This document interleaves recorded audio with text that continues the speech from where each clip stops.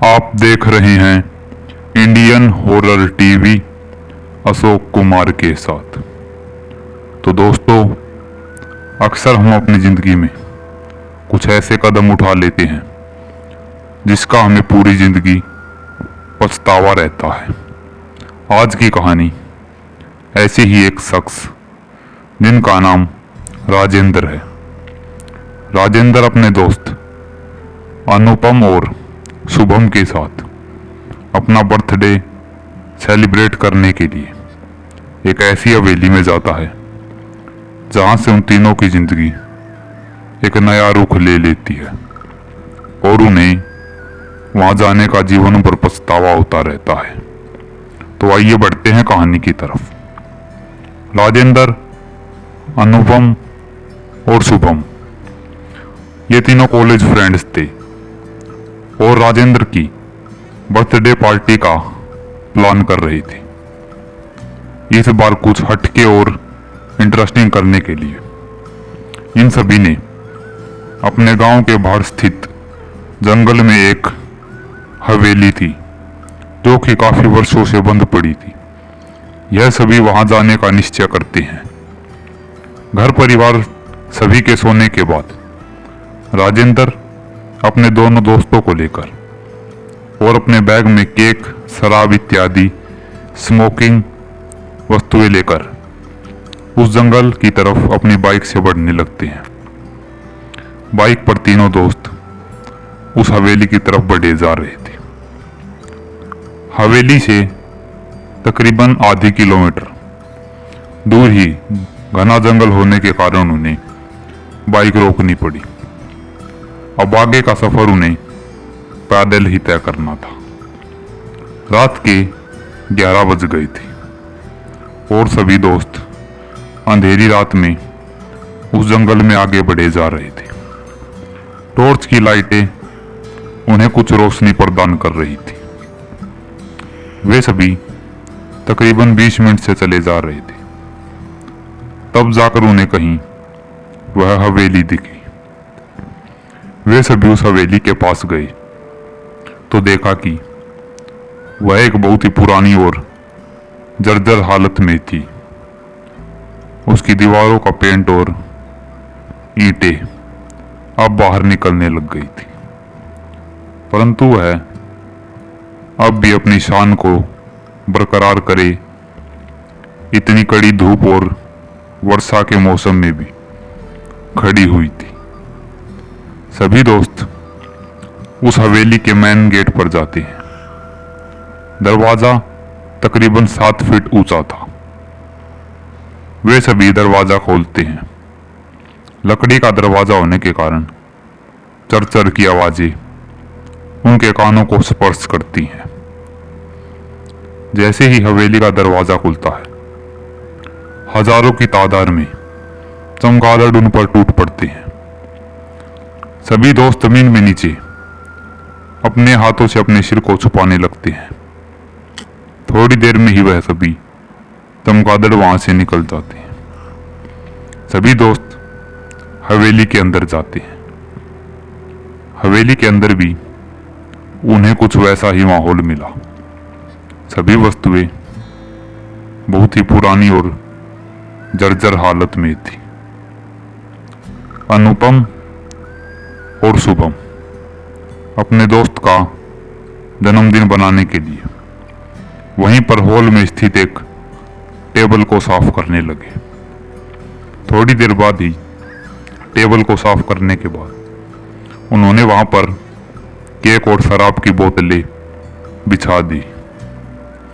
सभी हवेली को चारों तरफ से देखे जा रहे थे। उस हवेली में एक अलग ही मनहूसियत सी उन्हें दिख रही थी। इन सभी बातों को इग्नोर करते हुए तीनों दोस्त अपने दोस्त राजेंद्र का बर्थडे बनाने के लिए मोमबत्तियां जलाते हैं और राजेंद्र को मोमबत्तियां बुझाकर केक काटने के लिए कहते हैं। राजेंद्र ने अपनी गर्दन मोमबत्तियां बुझाने के लिए नीचे की ही थी कि अचानक मोमबत्ती अपने आप ही बुझ गई। सभी दोस्त आश्चर्य से भर उठे, पर हवा का झोंका होने के कारण उन्होंने यह सब इग्नोर कर दिया और राजेंद्र केक को काटकर अपने दोनों दोस्तों को खिलाने लगा। केक खाने के बाद तीनों दोस्तों ने खूब शराब पी और उस हवेली में ही पड़ गए। तकरीबन 2 घंटे बीत गए थे।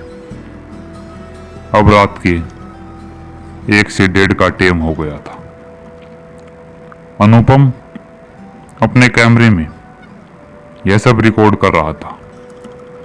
अपने दोस्त की बर्थडे पार्टी की वीडियो वह अपने डिजिटल कैमरे से बना रहा था। अनुपम उठता है और अपने दोस्त राजेंद्र और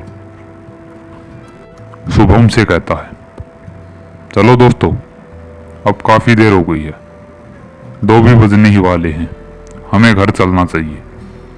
अगर घर में किसी ने हमें देख लिया कि हम घर पर नहीं है तो बवाल खड़ा हो जाएगा। सभी दोस्त अनुपम की बात मानते हैं और खड़े होकर उस हवेली से बाहर जाने लगते हैं। अनुपम अपना कैमरा लेने के लिए आगे बढ़ता है। उसने अपना कैमरा स्टैंड पर खड़ा कर रखा था। वह जैसे ही कैमरे की तरफ बढ़ता है, कैमरा हवा में उड़ने लगता है। तीनों दोस्तों की नजरें बस उस कैमरे को ही देखे जा रही थी। कैमरा तकरीबन 10 फीट हवा में ऊपर उड़ गया था और वह उस हवेली के चक्कर काटने लग गया था। ऐसा लग रहा था कि वह हवेली के हर एक कमरे को अपने अंदर कैद करना चाहता हो। तीनों दोस्त काफी डर गए और बिना कैमरा ले ही वे सभी दरवाजे की तरफ भागने लगे। तभी उनके कानों में एक बहुत ही भयानक ही हंसी गूंजी। Happy birthday Rajendra. यह आवाज सुनकर तीनों दोस्तों के कदम वहीं पर जम गए। तीनों के पसीने छूटने लग गए थे।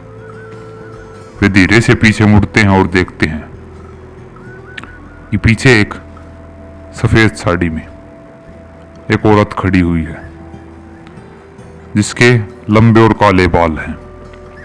उसका चेहरा उसके घने बालों के कारण दिखाई नहीं दे रहा है, परंतु उसकी 2 लाल चमकती आंखें उन्हें साफ साफ दिखाई दे रही थी। उस औरत को देखकर तीनों दोस्त थर थर कांपने लगे और वापिस से दरवाजे की तरफ भागने लगे, परंतु वह अपने हाथ में चाकू लेकर तीनों दोस्तों की तरफ बढ़ी और तीनों दोस्तों की जीभ को अगले ही पल काट कर जमीन पर फेंक दिया। तीनों दोस्तों के मुंह से अब खून की धारा बहने लग गई थी।